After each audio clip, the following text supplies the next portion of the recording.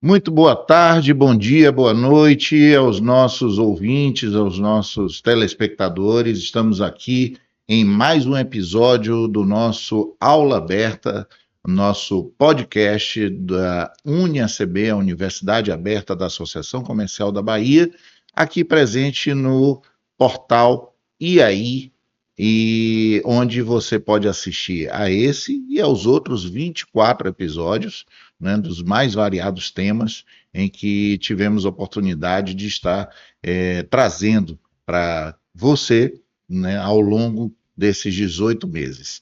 Então, hoje aqui presente comigo, um grande prazer, a Rebeca Lisboa, que é empresária, relações públicas, especialista em comunicação empática e branding, palestrante, mentora e consultora, possui um escritório de comunicação que trabalha posicionamento de negócios, conectando pessoas, marcas e empresas através de diversas ferramentas de comunicação online e offline, da construção de relacionamentos e da criação de experiências inspiradoras com comunicação empática desde 2010, atuando no mercado com uma carteira de clientes considerável, né, composta por mais de 150 empresas de porte médio e pequeno, além de grandes marcas, e 700 startups e pequenos negócios mentorados.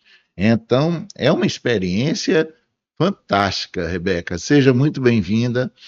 Obrigada, Adriana. Obrigada aí pelo convite. Estamos aqui na aula aberta. Vai ser um prazer compartilhar aí um pouquinho mais, né, com vocês, principalmente aí sobre planejamento, sobre branding, sobre aceleração de negócios e inovação, porque afinal de contas é isso que os negócios do nosso empresariado precisam hoje.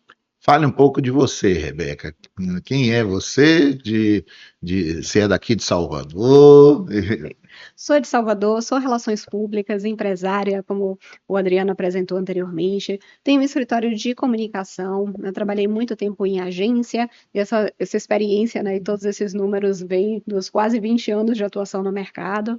Depois fui para o universo de inovação corporativa, onde eu tive a oportunidade de ser sócia de uma empresa também de inovação corporativa com atuação em todo o Brasil. Voltei para o mercado de comunicação e hoje atuo justamente na parte de posicionamento de negócios, né? Para negócios que estão chegando no mercado e querem se posicionar, e aqueles negócios também que já estão no mercado há algum tempo, que já têm as suas dificuldades, né, os seus desafios aí do dia a dia, e que também precisam, né, de alguma forma, de um redirecionamento, né, nesse novo caminhar, trazendo aí, né, toda a experiência de comunicação, de planejamento estratégico e de inovação também. Perfeito. Então vamos começar. Queria conceituar o que é branding. Eu queria que você, em poucas palavras, pudesse traduzir um nome que a gente tem ouvido tanto, né? Mas tantas pessoas terminam confundindo com outros conceitos. Perfeito. Branding, eu gosto de dizer que branding é o processo de gestão de marca, é como que a gente cuida da nossa casa. Certo. Então, entendendo que todo negócio é uma casa, é um organismo vivo, orgânico, que a gente vai cuidando, vai nutrindo, branding é a gente cuidar dessa casa, né? Então, é a gente pegar essa empresa, né, olhar para ela, entender tudo que ela realmente é, como que ela está comunicando isso e como que esse público está percebendo. Então, quando a gente junta, né, esses três grandes blocos, de entender esse institucional, o que a empresa é, a forma que ela está comunicando, né? Então, como que ela se expressa, e cruza isso com como que o meu cliente, como esse público externo, a sociedade em geral, está percebendo essa empresa. Então, quando a gente cuida de todo esse processo, isso é o processo de branding. Isso é muito importante porque muitas vezes o empresário, o dono de uma empresa, o seu contratante, termina não tendo uma ideia clara, muitas vezes, do que ele oferece e para que público ele quer atingir. Então, você vem justamente para poder tirar esse véu e Dá essa mostrar clareza. os caminhos. Olha só. Exatamente. A gente traz essa clareza, né, desde a etapa do planejamento estratégico mesmo, começando por uma etapa longa ali de diagnóstico, de escuta ativa mesmo desse cliente, entendendo quem é o cliente dele, quem é o cliente do cliente, para a partir disso, né, colocar esse nosso consumidor, esse cliente final no centro do processo e redesenhar essa estratégia, esse processo, essa forma de comunicar. E aí então que a gente vai para a parte dos canais, para a parte dos veículos, né, para a parte dessa comunicação visual que muitas vezes esse empresário ele está muito preocupado, né, com essa identidade visual, como é que a minha marca vai aparecer, né, quais são as cores que eu vou utilizar. Mas isso já é lá na frente, né? Então, antes disso, a gente precisa justamente entender o que você trouxe muito bem, né? Que é quem é esse público, para quem é que eu vou comunicar e como que eu vou fazer isso, que estratégia é essa que eu vou desenhar para chegar nesse lugar, para daí então eu traduzir isso na identidade visual, por exemplo. Então vamos lá, vamos ver se eu entendi um pouquinho, né?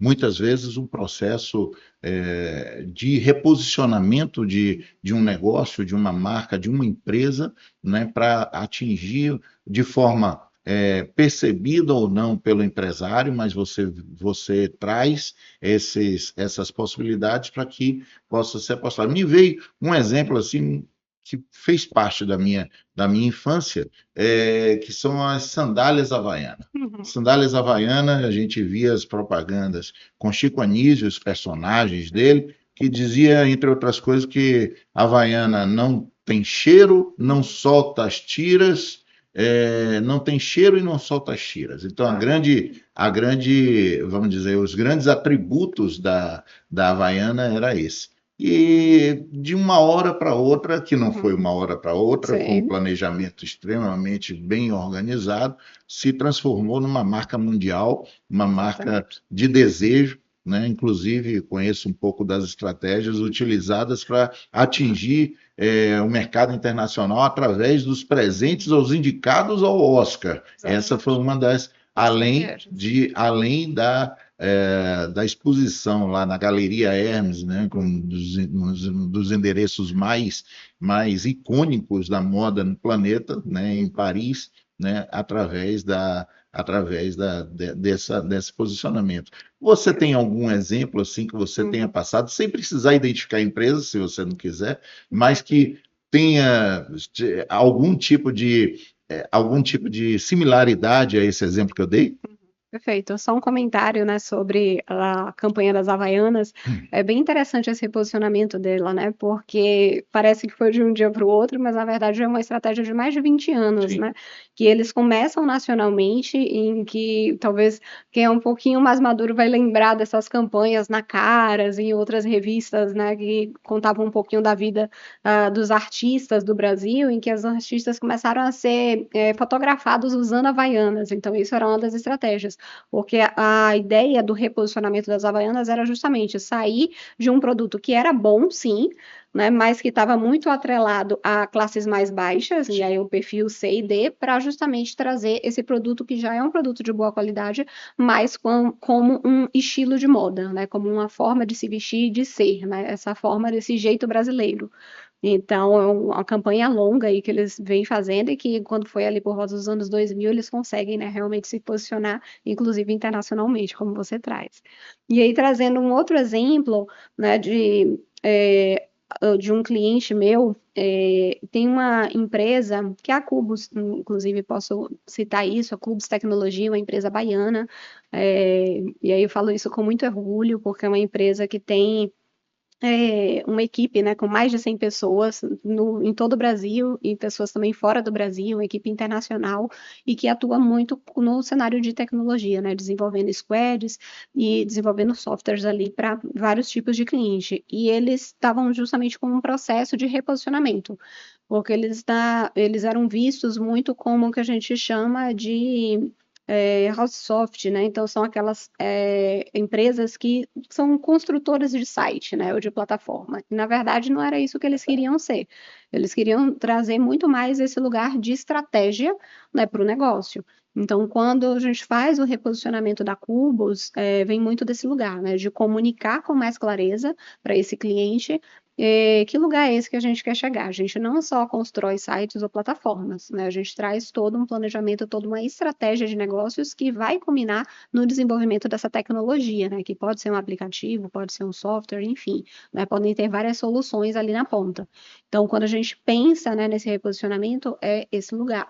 né? Como que a gente pega esse cliente, entende ele, entende o cliente do cliente, como eu falei no início, e como que a gente desenha essa estratégia. Então, a gente fez todo o processo de redesign da marca deles, né? Fiz o novo slogan deles também, né? Trazendo a inteligência ao nosso maior ativo, e esse lugar de inteligência, ele falava tanto da inteligência, né, do capital humano, quanto da inteligência mesmo como negócio, né, de trazer essa inteligência e essa estratégia para os negócios que eles desenvolviam.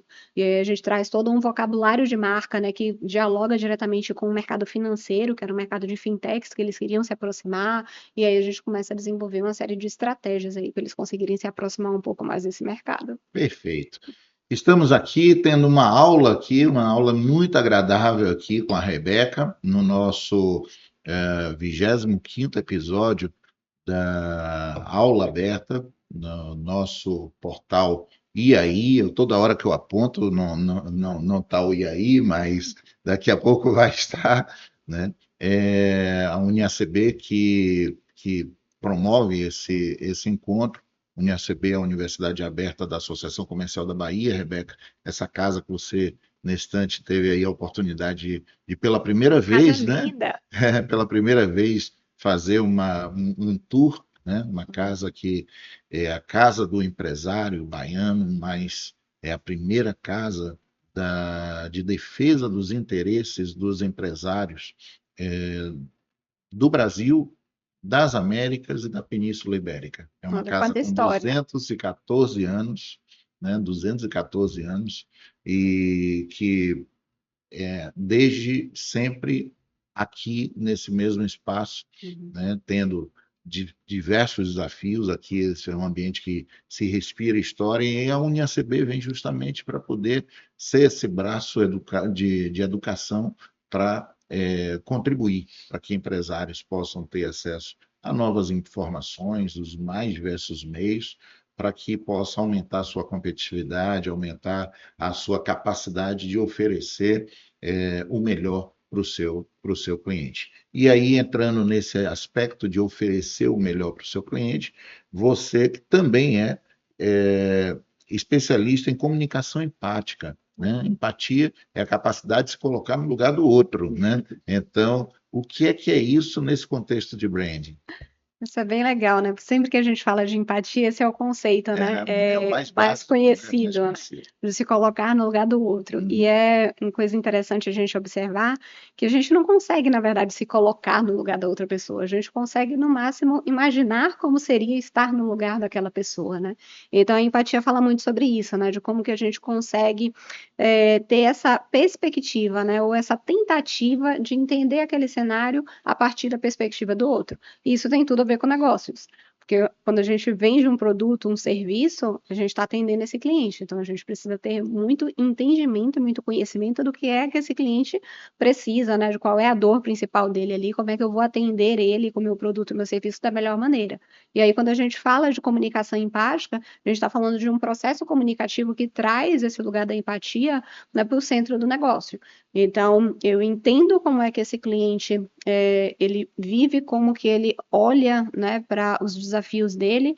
Eu tenho um processo de escuta ativa que é muito latente e eu traduzo isso. Né, como que eu vou traduzir isso em estratégias, em canais, em conteúdos, né, em narrativas, no storytelling, né, nessa estratégia geral, né, que é a parte do posicionamento do negócio e da construção do branding que a gente falou antes, né, para esse cliente. Então, quando a gente fala de comunicação empática, a gente está falando desse processo comunicativo que traz a empatia, que traz o foco, né? O cliente como centro, de fato, do processo de comunicação e focado em resultados. Né? Como que a gente também transforma tudo isso em retorno de investimento para o cliente, porque senão não tem sentido. E sem a orientação, a sua orientação, a orientação de um profissional focado nessa estratégia de orientação, de reflexão, de posicionamento, de planejamento estratégico e etc. Quais são os principais erros, equívocos que um empresário que, por conta própria, imagina um processo de reposicionamento? Ou de posicionamento, né? Que então, tanto aquele empresário, né, que está chegando agora no mercado e Sim, precisa verdade. se posicionar, ou aquele que já está há um tempinho ali, né, e que precisa fazer algum ajuste aí nessa caminhada. Então, essa pergunta é bem interessante, né, e uma das mais que eu mais ouço, né, que é justamente, poxa, mas e aí, onde é que eu estou errando? E quando a gente tem uma trajetória, né, junto, né, ao mercado, né, público-privado, a gente acaba percebendo justamente situações que acabam se repetindo muito. A principal delas é justamente essa falta de clareza do que a gente é e como que a gente comunica isso. Né? E um pouquinho do que a gente falou antes, né? Quem é esse meu público? Que empresa é essa? De fato, qual é o serviço, né, que eu ofereço? Né? Qual é o meu diferencial? Qual é a proposta de valor que isso tem para o meu cliente? Então, não basta a gente ter um bom produto. Né? O bom produto é regra do jogo. Aí tem muito empresário, né, que ainda acha isso. Ah, mas eu tenho um bom produto. Qual é o seu diferencial? Meu diferencial é a qualidade. Qualidade é regra básica para a gente estar no jogo. A gente não pode entender ainda hoje que qualidade é um diferencial. Não, para a gente estar no jogo, a gente precisa ter um produto ou um serviço de qualidade. Então, esse é um segundo ponto, né? A gente achar que qualidade é diferencial nesse mercado. E não, a gente já passou dessa fase. A gente precisa ter um produto, um serviço de qualidade, a gente precisa entender, né, os nossos atributos, o nosso público, o nosso mercado e comunicar isso com clareza, que é o primeiro ponto, né, que é justamente como é que eu entendo que empresa é essa, que público é esse, o que é que eu ofereço, e eu consigo transmitir isso com clareza, que é realmente o principal desafio hoje, né? Da gente ter essa clareza e conseguir traduzir isso.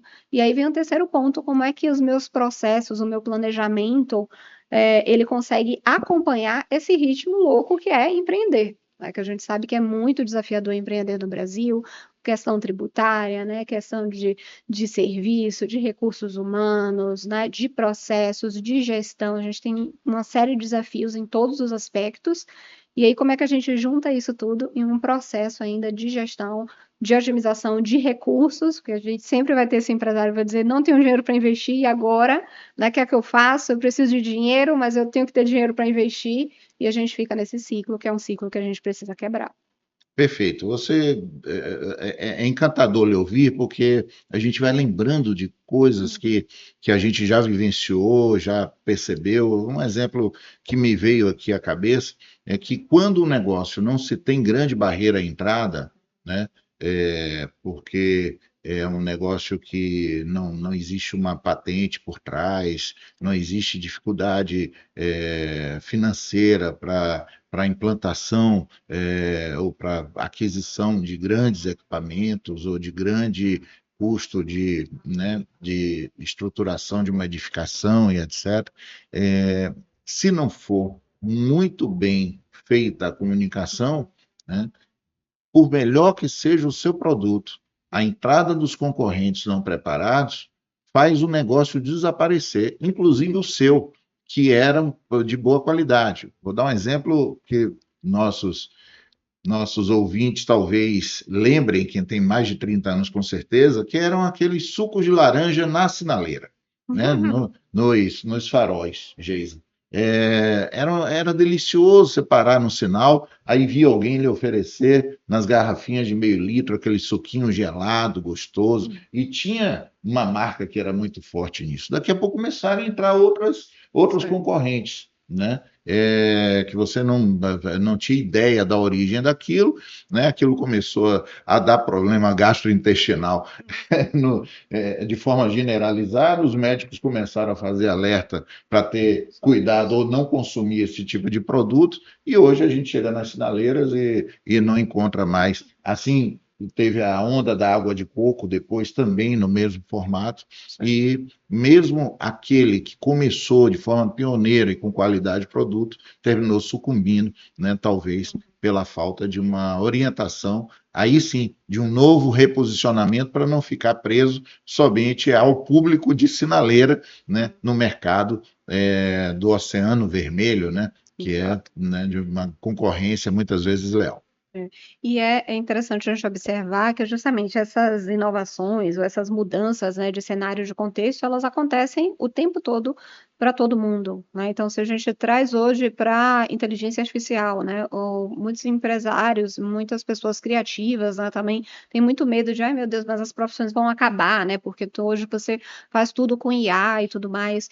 Mas a gente precisa entender, por exemplo, como que esse contexto ele afeta o nosso negócio, né? E a gente precisa se preparar para isso. Porque às vezes a gente vai ter uma barreira de entrada, né, como você trouxe, que é justamente, tem uma patente, é uma inovação realmente disruptiva, ou é um produto, né, que exige um investimento muito alto, então isso já são fatores limitantes ali.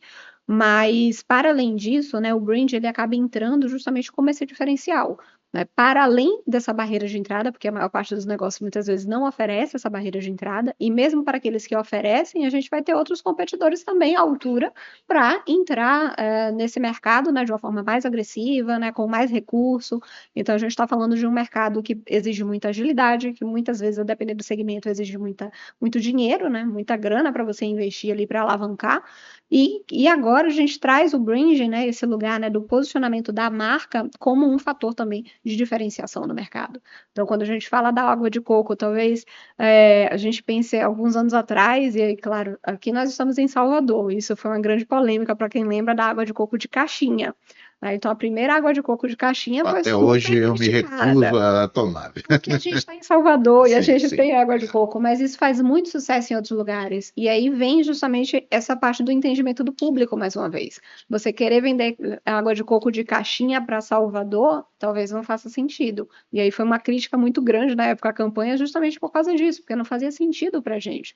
Mas se você vai para um lugar em que a água de coco ela custa R$ 30 o coco, você começa a fazer sentido você pagar R$ 8 na caixinha, né, e ter a qualidade e tudo mais. Ou mesmo quando a gente pega aquele coco, e hoje a gente já tem empresas especializadas que atendem eventos, por exemplo, com cocos que já vem cortado e com cocos que já são printados com a marca do evento, e isso é uma forma de Uma diferenciação válvula, né? Inclusive, do próprio mercado, né, que vai se aperfeiçoando, né, vai criando novas soluções, né, e novos serviços também. Isso é maravilhoso.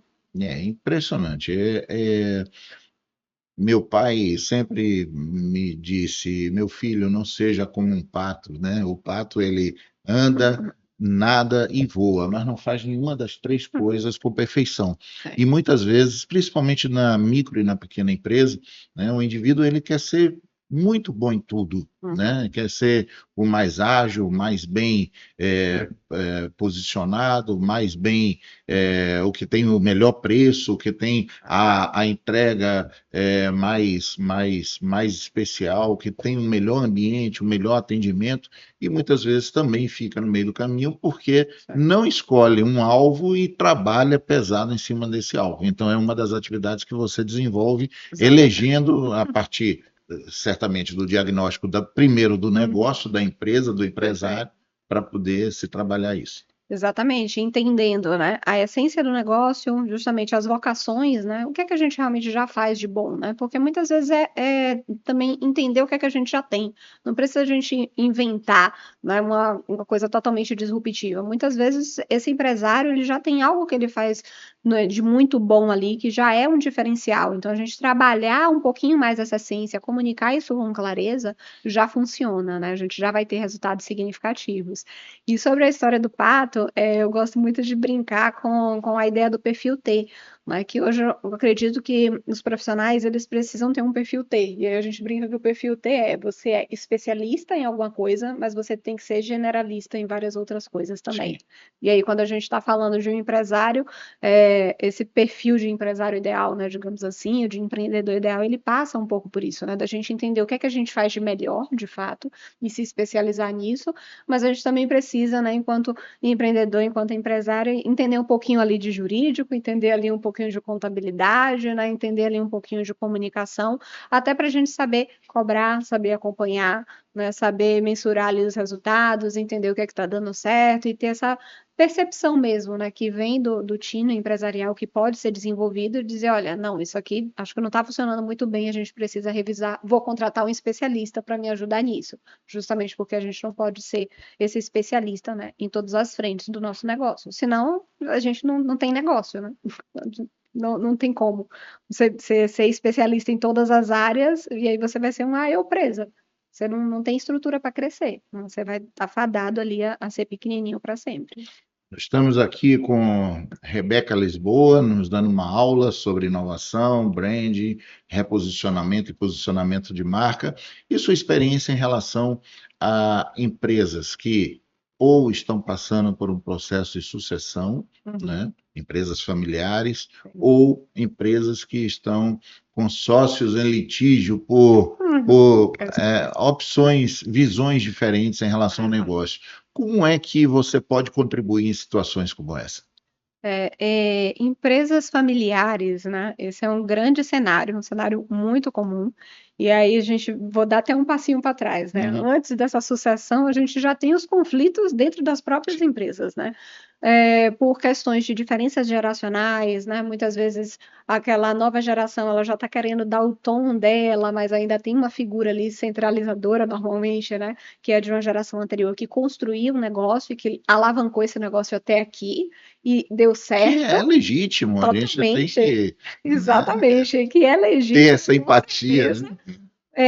Mas ao mesmo tempo, né, como equalizar isso? Porque ao mesmo tempo que a gente, muitas vezes, esse empresário, ele quer, né, que essa transição comece a acontecer, ou às vezes não quer, né, mas já existe essa segunda figura ali, a gente precisa equalizar ali todos os desejos, né, o tempo disso, né, estabelecer os acordos, né, para essa transição começar a acontecer de uma forma que seja confortável para os envolvidos, mas que principalmente, né, mantenham a saúde do negócio, né, e essa perspectiva de visão de futuro mesmo. Né? Que futuro é esse que a gente deseja para essa empresa? É caminhar nesse mesmo posicionamento? A gente entende que algumas coisas mudaram e que talvez seja preciso novos caminhos também, alguns ajustes, algumas mudanças que são necessárias. Né? Mas até onde essa essência deve ser preservada também, por causa é uma história, é um negócio, né? Existe um fundador ali, e até onde a gente pode mudar. Então, talvez o principal desafio, né, seja justamente esse, né, de equalizar todos esses desejos e todos esses anseios, né, de todas as figuras envolvidas, para traçar um caminho que seja muito estratégico, né, para manter a essência do negócio e, ao mesmo tempo, né, ser um caminho sólido para alcançar essa visão de futuro. É porque é um tema, muitas vezes, que não é tratado com a devida profundidade no ambiente de negócio, que é o processo de transição, processo, aliás, de sucessão. Né? E hoje nós vivemos um modelo em que antigamente, aliás, eu posso falar, eu vivenciei isso, se tinha a Associação da Juventude Empresarial Logista, né? Aliás, eu acho que ainda existe lá no ambiente da CDL, e, e basicamente as pessoas que faziam parte eram filhos de donos de negócio. Né? Então, quando se via um jovem participar de alguma coisa nessa linha, é porque ele estava ali aprendendo a lida para dar continuidade. Hoje, cada vez mais, o primeiro CNPJ do negócio é, às vezes, do filho ou do neto. Né?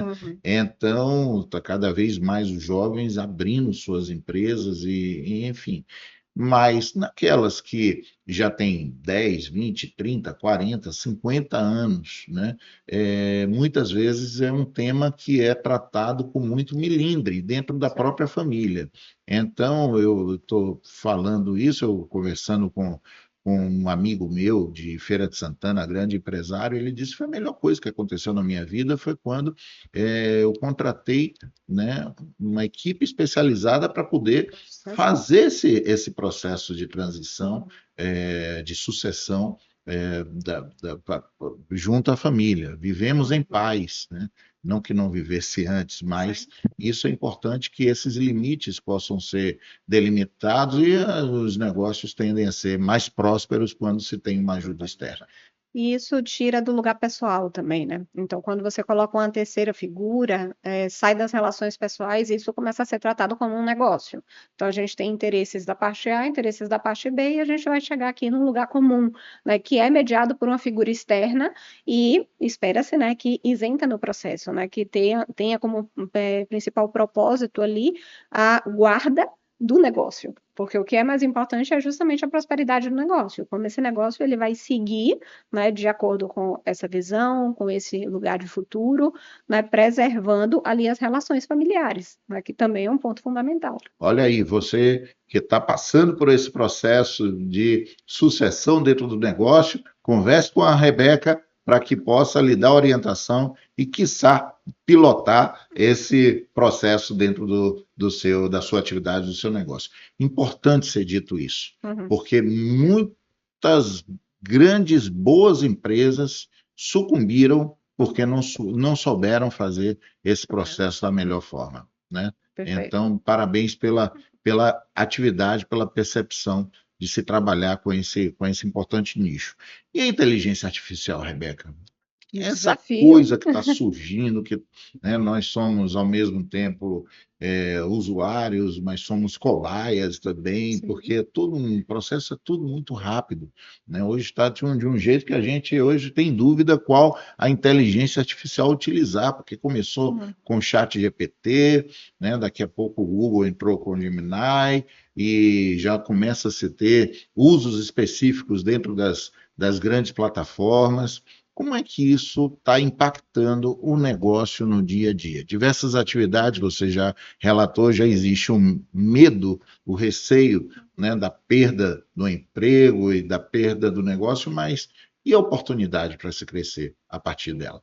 Com certeza, inclusive as oportunidades elas são maiores do que as perdas, né? E se a gente pensar do ponto de vista empregatício, né, esse movimento de empregos que deixaram de existir, novos empregos que surgiram, acontece desde sempre, né? Então, a inteligência artificial é mais um motivador, né, dessas mudanças de relações de trabalho, né, de formas de trabalho, de atividades, né, funcionais. Mas quando a gente pensa no negócio, né, a inteligência artificial ela é uma ferramenta maravilhosa, né, para a gente acelerar o movimento, né, dentro do negócio, ou seja, estabelecer novos processos, melhorar a nossa comunicação. Mas eu acredito que o ponto principal aqui para a gente seja justamente a gente entender que a inteligência artificial ela é ferramenta. Ela está aqui para auxiliar a gente e acelerar processos, melhorar processos.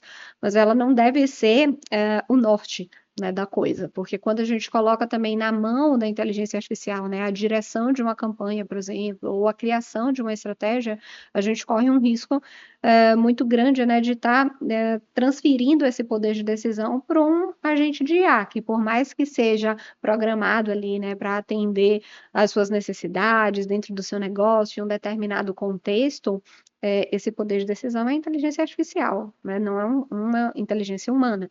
E isso ainda é um grande diferencial, né? Então, o capital humano, a estratégia humana, né? Quando a gente pensa em critérios como criatividade, como criação de estratégia, como poder de decisão, isso ainda é atividade humana, né?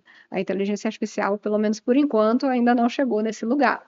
Então, é importante sim, né, que a gente se atualize, que a gente entenda essas ferramentas, que a gente traga para o nosso dia a dia, para os nossos usos, né, compreendendo realmente o que faz sentido para a gente, que a gente consiga automatizar processos, mas que a gente também valorize o que a gente tem de melhor, que é o capital humano. Né? Então, claro, algumas funções vão sim, né, deixar de existir, a gente pode substituir isso por alguma ferramenta, mas com certeza a gente ainda vai precisar, né, dessa figura humana ali por trás para direcionar isso e dar o tom que a gente precisa para alavancar o negócio. Então, as relações humanas, as relações eh, com o cliente e a essência da empresa, né, devem continuar sendo analógicas e tendo a inteligência artificial como ferramenta para melhorar essa relação. Porque entra aí essa questão humana, né? Sim, Como é que, já falamos em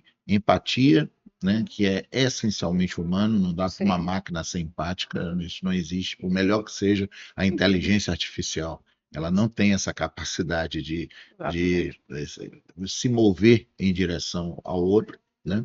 E como é que essa comunicação ela pode ser de fato humanizada, ela pode Uhum. fazer com que toque no coração das pessoas e que sua marca, e aí entram outros fatores e valores que vão além do lucro, né? Sim. Que é a preocupação com a sustentabilidade, a preocupação com com o ambiente que está inserida, a relação com os seus clientes e internos e externos, porque os internos são os funcionários, né? E como é que esse grande caldeirão funciona, né, nessa orientação para o empresário que se vê todo dia levantando, né, com a gana, né, de matar um leão por dia para poder sobreviver nesse mercado também tão hostil que ele, né, faz parte.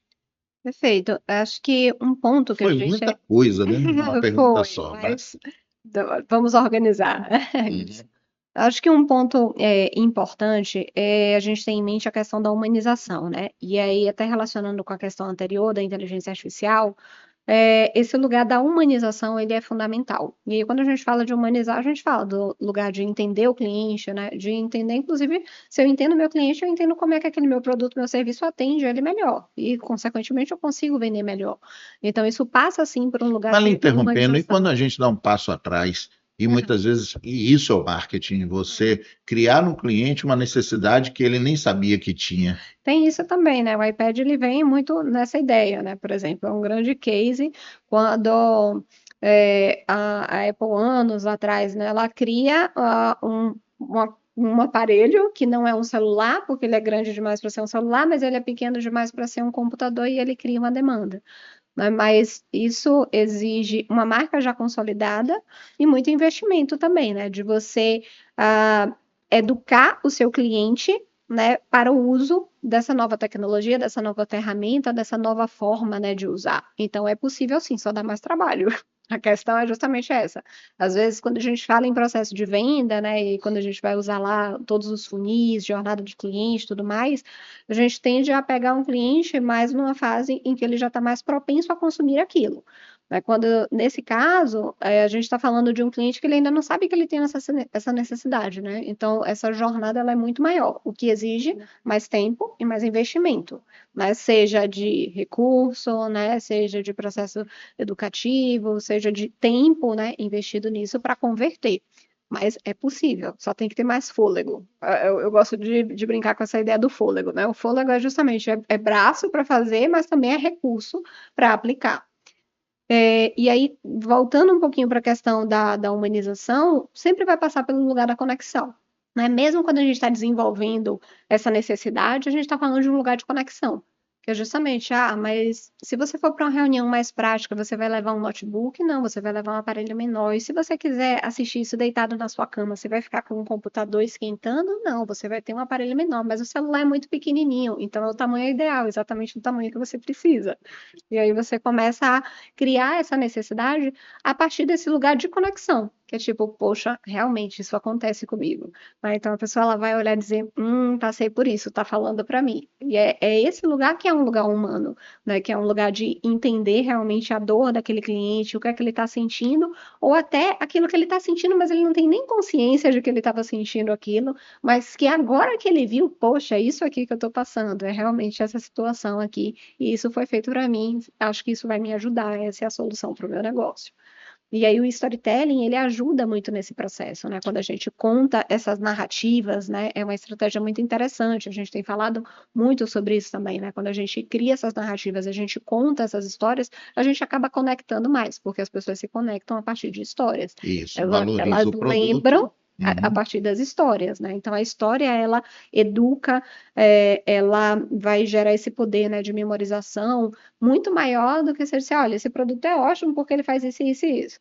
Então, é muito melhor quando eu digo, não, esse produto é bom porque, sabe quando você estiver deitado na sua cama e aquele computador fica esquentando? Ele é do tamanho certinho para você. Então, isso gera essa historinha, né? E isso conecta muito mais.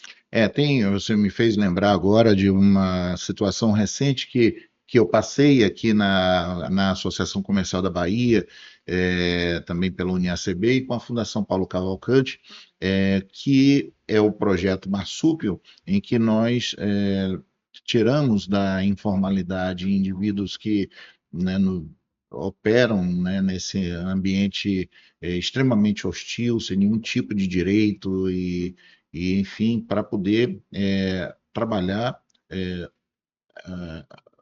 cada indivíduo de forma empresarial, competente, criando produtos, serviços e atingindo públicos, né, os mais diversos possíveis. E uma das participantes do nosso projeto, a senhora, a dona Sandra, ela me chamou a atenção, eu visitando a casa dela, ela fazia personalizados. Personalizados são aquelas encomendas para poder fazer o cofrinho do Homem-Aranha para a festa infantil, a embalagem para colocar o Kit Kat, mas ela também fazia trufas e se via que era um ambiente religioso, um ambiente católico. Eu cheguei lá, estava às 3 horas da tarde, a mãe dela assistindo uma missa, estava lá a Ave Maria, a Santa, a Virgem Maria lá no lugar de destaque na casa. E aí vendo a experiência que ela já tinha com aqueles sinais que eu pude perceber naquele momento, perguntei se ela não sabia fazer terços, né? E aí ela disse, não, eu já fiz terço. E aí começamos uma jornada, né? E nisso ela começou a fazer terços. E um dia veio uma ideia dela juntar as duas coisas que ela sabia fazer bem, que eram as trufas e os terços, e fizemos um produto chamado Trufas e Terços, alimentando o corpo e a alma, né? E através do storytelling, né, foi contada uma história e ela recebeu uma encomenda de 200 kits para poder ser entregue aqui no evento da Associação Comercial da Bahia, no ano passado. E aí o terço, né, passou a ter um novo significado, porque através do storytelling contamos de que aquele terço foi benzido na igreja de João Paulo II, lá no subúrbio ferroviário, única igreja do Brasil que 3 santos em vida pisaram, né? Isso está contado. O terço foi feito nas cores da Irmã Dulce, né? Que é o verde, que é o azul e o branco, né? Com a imagem, inclusive, da Irmã Dulce no terço, né? E o kit foi envolvido na fitinha do Bonfim e isso foi entregue entre os empresários e líderes empresariais presentes, também nesse evento, ao governador do estado Jerônimo, ao prefeito de Salvador, Bruno Reis. Então, saiu de um produto que, em tese, né, seria apenas um terço ou apenas uma trufa, a uma coisa com alto significado. E tivemos alguns relatos, né, do sucesso que esse presente fez quando essas pessoas que receberam voltaram para as suas casas. Mas falei demais. Aqui a gente tem que aproveitar o nosso convidado.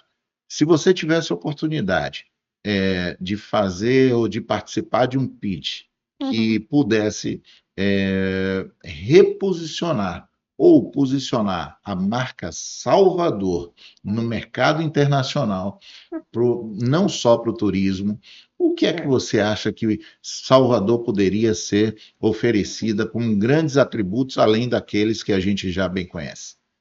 É interessante, né? Porque Salvador já vem passando por um processo de reposicionamento há alguns anos, né? A gente já tem o lugar de cidade da música, tem o lugar, né, da capital mais negra fora da África. A Roma Negra. Exato. Mas a gente tem uma questão aqui em Salvador, né, que é a questão da cultura, né? E a cultura ela acaba perpassando o turismo, a música, né, tá dentro desse lugar cultural. Quando a gente fala de cultura, a gente fala de um aspecto de sustentabilidade, a gente pode falar de um aspecto social, obviamente de um aspecto econômico. Então, eu acho que o maior atributo, né, que Salvador tem é o da economia criativa. Eu acho que isso ainda é muito pouco aproveitado.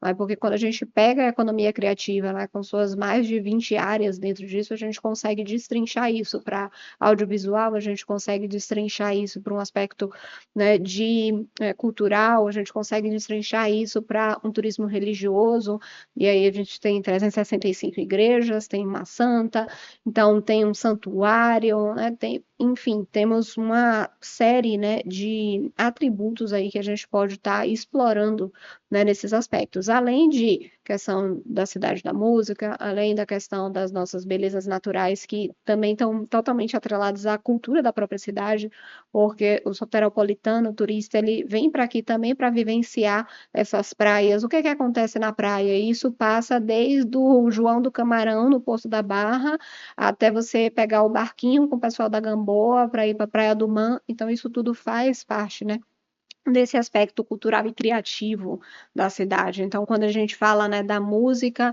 e do Pracatum, né, que surgiu, ou desses meninos que estudam essa música, essa musicalidade, trazem isso, né, no ritmo de Bahia, e a gente fala do carnaval, então isso tudo está dentro desse grande guarda-chuva, né, da economia criativa. Então, apesar da gente ter um espaço, né, que é a Doca 1, hoje aqui, né, pertinho, no comércio, né, a gente ainda precisa trabalhar um pouco mais, né, esses aspectos, né, valorizar mais essa literatura, né, valorizar mais esses aspectos de teatro, de dança. Então, a gente tem tantos projetos, né, que são incentivados pela própria prefeitura e pelo próprio governo do estado, né, através dos editais, né, leis de incentivo e tudo mais. Então, como que a gente junta isso nessa costura para valorizar o próprio território, né, e reposicionar esse lugar dessa marca Salvador, né? Porque quando a gente fala de Salvador, hoje está muito atrelado ao turismo, obviamente, mas o turismo é uma partezinha, né, desse guarda-chuva maior.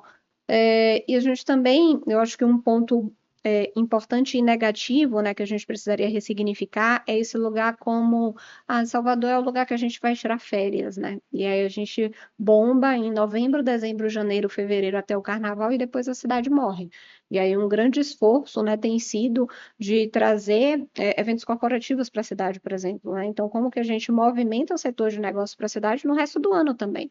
E que é uma cidade que ela não vai girar somente em torno do carnaval e do verão e da festa, né? Mas como que a gente estende esse lugar de festa para esse lugar macro de cultura? Porque a cultura não é só a festa, né? Não é só a festa no Pelourinho e o show de graça, né? Como é que a gente transforma isso em negócio? Né? Porque isso, eu tenho um grupo que está se apresentando ali, mas eu tenho toda uma estrutura que está movimentando aquilo ali por trás, né? Eu tenho todo um negócio, né, que é pensado para o carnaval acontecer, mas o carnaval são 6 dias do ano, né? E os outros? Claro que a gente sabe, sim, né, que é uma economia de milhões que está movimentando ali, mas a gente precisa justamente olhar isso num guarda-chuva maior, né, que é para além da festa, né, realmente no aspecto cultural e da economia criativa. E aí a gente está falando de design, a gente está falando de arquitetura, a gente está falando de turismo, a gente está falando de turismo religioso, De história. de história. Perfeito. Belíssima, belíssima entrevista, belíssimo podcast. Estão chegando aqui, Geisa já fazendo ali os sinais de que chegamos, já estamos no nosso limite. Eu queria deixar aberto para que você pudesse fazer suas considerações finais. Perfeito, Adriana. Mais uma vez, muito obrigada. É um prazer estar aqui Ó, no agora. E aí, aqui na aula aberta da UniACB. Obrigada mais uma vez pelo convite. Eu quero deixar aqui meu convite também para vocês que estão nos assistindo, né? Sou Rebeca Lisboa, estou nas redes sociais, no LinkedIn como Rebeca Lisboa, no Instagram você me encontra no Rebeca F Lisboa. E nesses canais eu conto um pouquinho mais, né, sobre planejamento estratégico, sobre posicionamento e reposicionamento de negócios, inovação corporativa, aceleração de startups, um pouquinho, né, desse universo aí da comunicação e da comunicação empática. Mais uma vez, muito obrigada pelo convite, fico à Nós aqui disposição. agradecemos e você entre lá no nosso portal E aí, aula aberta, 25º episódio por Rebeca Lisboa e dê o seu like, deixa lá, aperta lá o sininho para receber as nossas notificações e esperamos encontrá-los no pós-carnaval agora, né? Nós estamos há uma semana somente do carnaval, mas reencontrá-los nos nossos próximos episódios do Aula Aberta da UniACB, parceria com a Associação Comercial da Bahia e o portal E aí. Um abraço a todos. Rebeca, muito Obrigada. obrigado de verdade. Foi um prazer imenso estar com você aqui hoje à tarde. Tivemos conceitos maravilhosos passados por você e que vocês querendo, entra em contato com a UniaCB para que a gente possa aí fazer esse link com a Rebeca também. Um abraço a todos.